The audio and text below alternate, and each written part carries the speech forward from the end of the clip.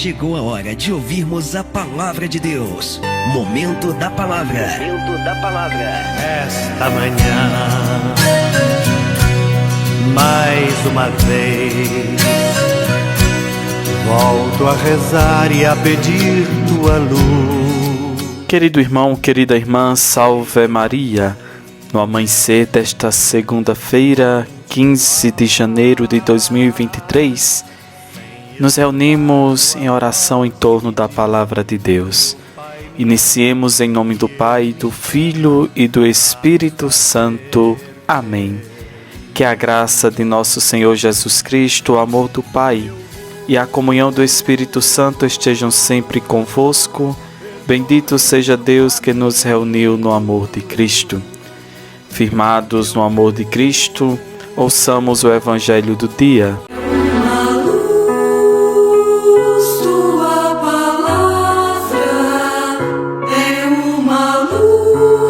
O Senhor esteja convosco, Ele está no meio de nós. Proclamação do Evangelho de Jesus Cristo segundo Marcos. Glória a vós, Senhor. Naquele tempo, os discípulos de João Batista e os fariseus estavam jejuando. Então vieram dizer a Jesus: por que os discípulos de João e os discípulos dos fariseus jejuam, e os teus discípulos não jejuam? Jesus respondeu: os convidados de um casamento poderiam, por acaso, fazer jejum enquanto o noivo está com eles? Enquanto o noivo está com eles, os convidados não podem jejuar. Mas vai chegar o tempo em que o noivo será tirado do meio deles, aí então eles vão jejuar. Ninguém põe um remendo de pano novo numa roupa velha, porque o remendo novo repuxa o pano velho e o rasgão fica melhor ainda. Ninguém põe vinho novo em odres velhos, porque o vinho novo arrebenta os odres velhos e o vinho e os odres se perdem. Por isso, vinho novo em odres novos. Palavra da salvação, glória a vós, Senhor. Guarda a palavra. Nesta narrativa de Marcos, o destaque é a questão do jejum, uma das principais observâncias religiosas dos fariseus, que é mencionado 6 vezes neste evangelho que acabamos de ouvir. E Jesus, com seus discípulos, ele infringia esta prescrição legal, bem como a observância do sábado, conforme os evangelhos registram com frequência.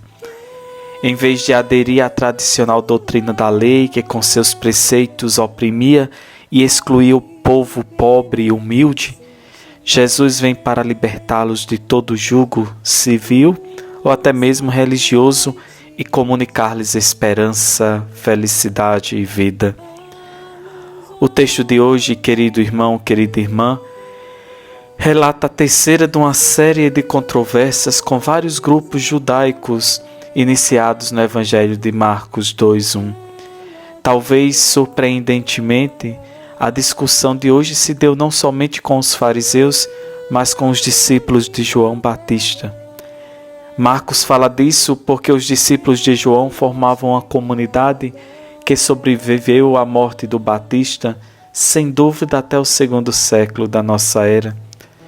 E o motivo foi porque os discípulos de Jesus não davam grande importância ao jejum, uma prática que, ao lado da oração e da esmola, era muito cara às tradições religiosas dos judeus.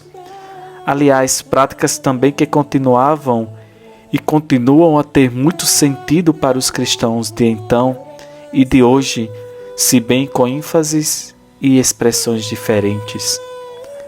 O Sermão da Montanha, no capítulo de Mateus, nos dá as orientações de Jesus sobre estas práticas para que nós possamos evitar que caiamos no formalismo e no vazio de serem somente práticas externas que não tocam no coração da pessoa humana.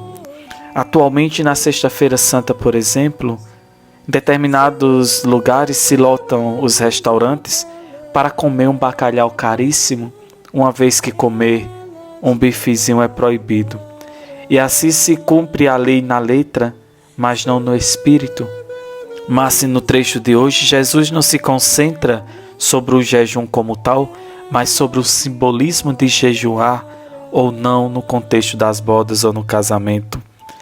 A imagem do banquete de casamento tinha conotações messiânicas e a referência a Jesus como noivo tem esse sentido. Com a vinda de Jesus, chegou a hora do casamento, ou seja, do novo relacionamento entre Deus e as pessoas. Mas também nesse texto, bem no meio das controvérsias, se faz uma alusão clara à cruz, ao destino de Jesus, pois vão chegar dias em que o noivo será tirado do meio deles. Nesse dia eles vão jejuar.